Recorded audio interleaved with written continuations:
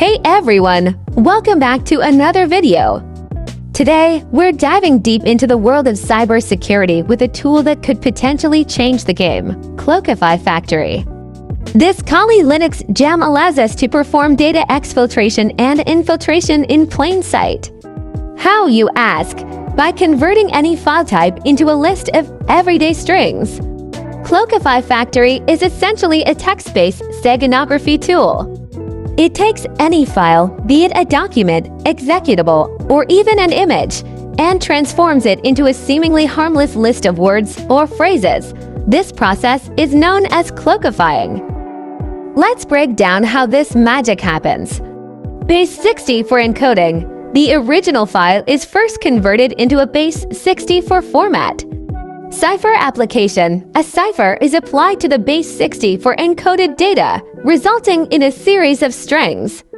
Output. These strings are then presented as the cloaked file. So, why is this so powerful? Cloakify it, and it becomes a seemingly innocent list of words, bypassing most security filters.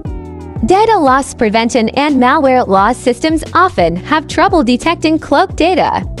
If you can convert malicious files into harmless-looking text, they can bypass whitelisting controls.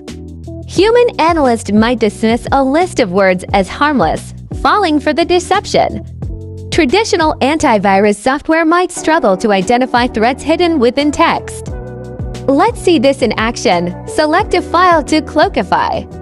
Execute the tool with necessary parameters. View the generated list of strings. Demonstrate how to recover the original file. While Cloakify Factory is a fascinating tool, it's crucial to use it ethically and legally. Misuse can lead to severe consequences. This tool is intended for educational and research purposes only.